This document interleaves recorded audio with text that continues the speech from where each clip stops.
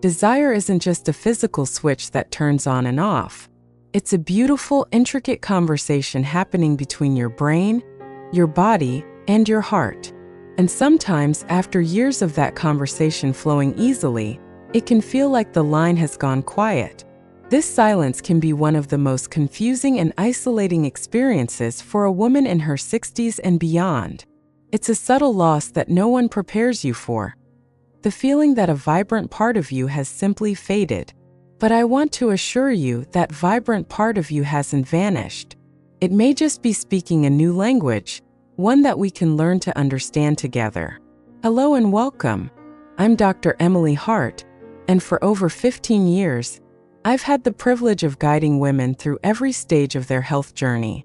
I'm so glad you're here, because my mission on this channel is to help you navigate the changes in your body with clarity, science, and deep compassion. If this is the kind of support you've been looking for, take a moment to subscribe so you don't miss our future conversations. And I would so love to get to know this community. Tell me in the comments, where are you watching from? It fills my heart to know where this community of strong, wise women is coming together. Today, we're talking about a topic that is so often whispered about or ignored completely: libido after 60. The common myth is that desire is for the young, and that as we age, it's natural for it to disappear forever. I am here to tell you that is simply not true.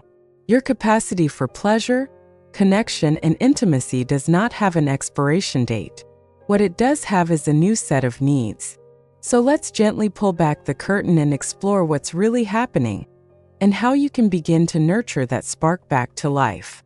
Our first step is to acknowledge the physical reality of our changing bodies, specifically the role of hormonal shifts.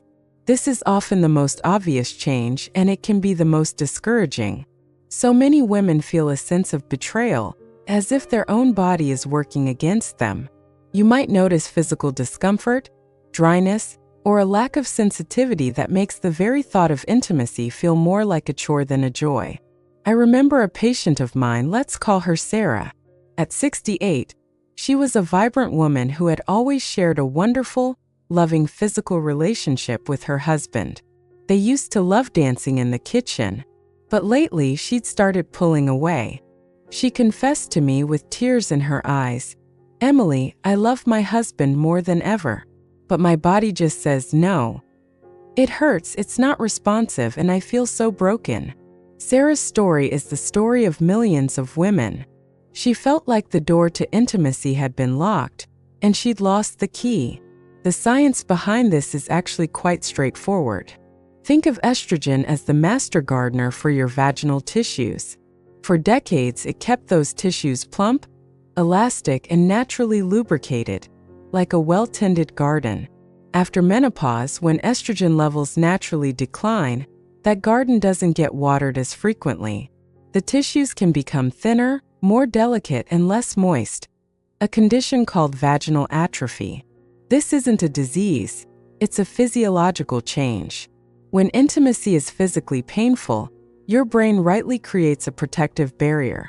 It learns to associate intimacy with discomfort, and desire shuts down to protect you. So what can we do? We can bring water back to the garden. The most immediate and empowering solution is to explore high-quality, natural lubricants and moisturizers.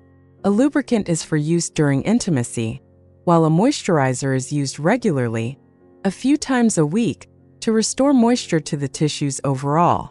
Look for products that are free of parabens, glycerin, and harsh chemicals. This one simple step can be revolutionary.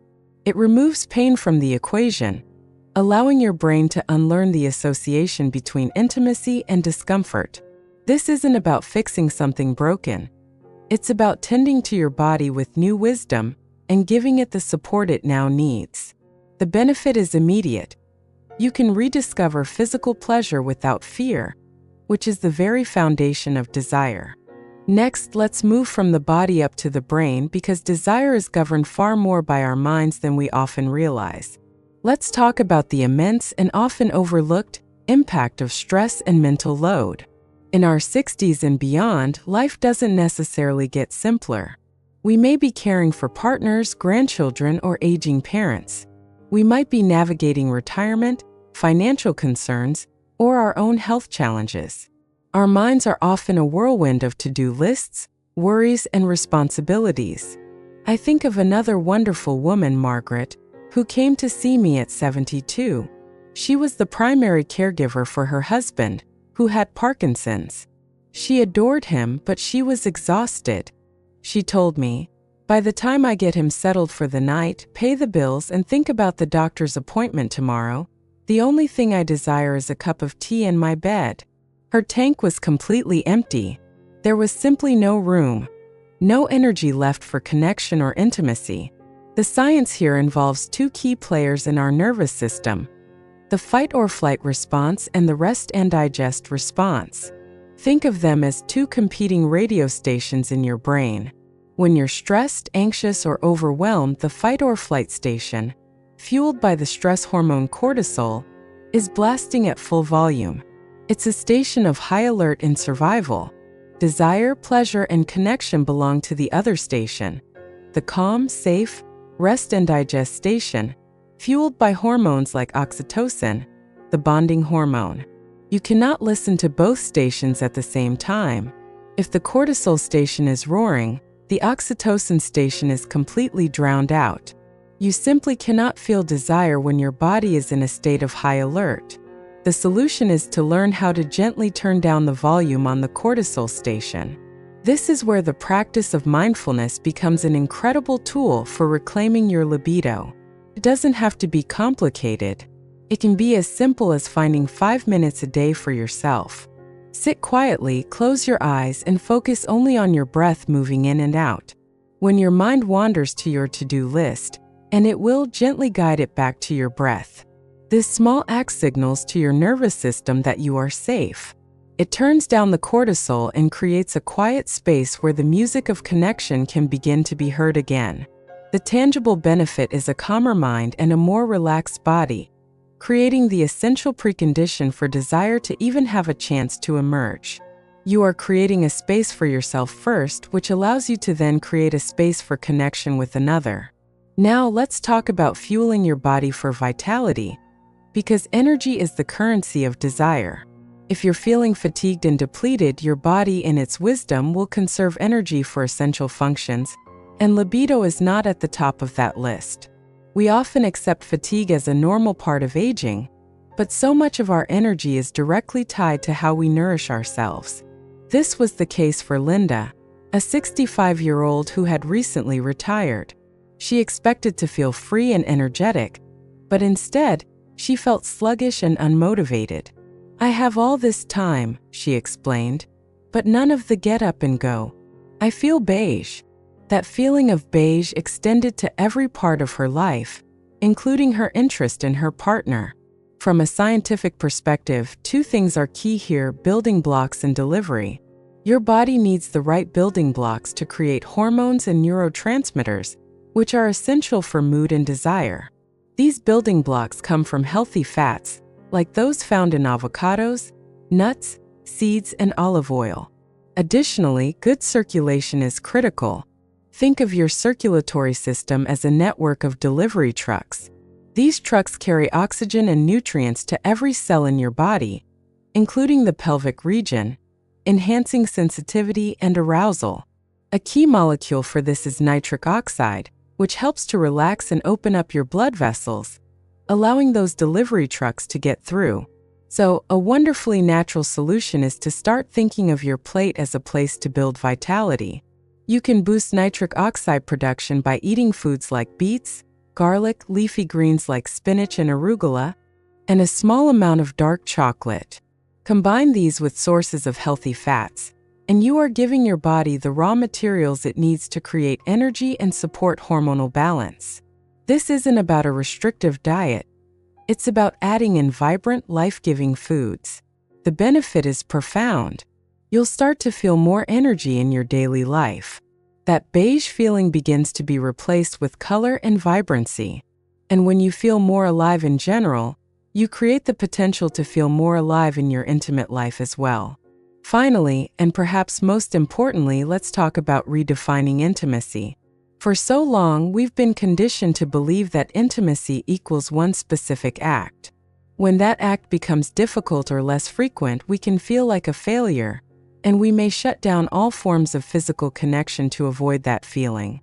This was the heart of the issue for Diane.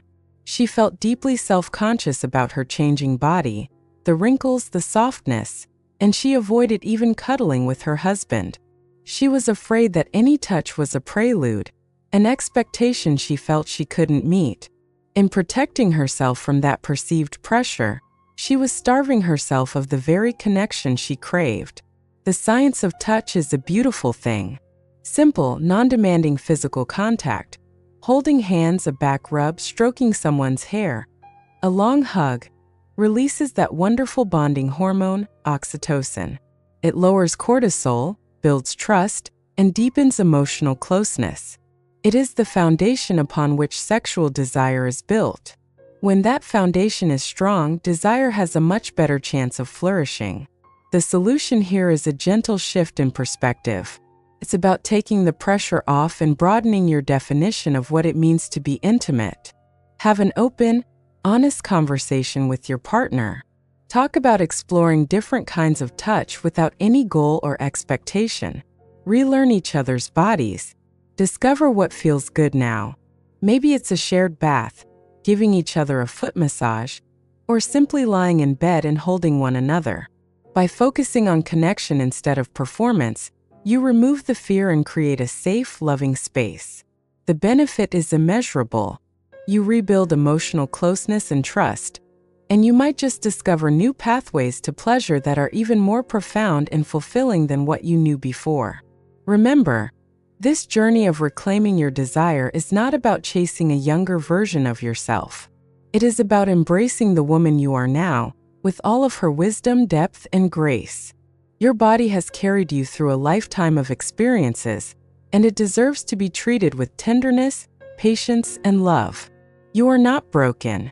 You are evolving. The desire you feel now may be quieter, more rooted in emotional connection and trust than it once was. And that is not a loss. It is a beautiful transformation. Be gentle with yourself. Take one small step at a time. The spark is still within you. Let's give it the air it needs to glow again. Thank you so much for sharing this time with me. If one of these ideas resonated with you, please share it in the comments below. Reading your experiences helps everyone in this community feel a little less alone. Until next time, be well and be kind to yourself.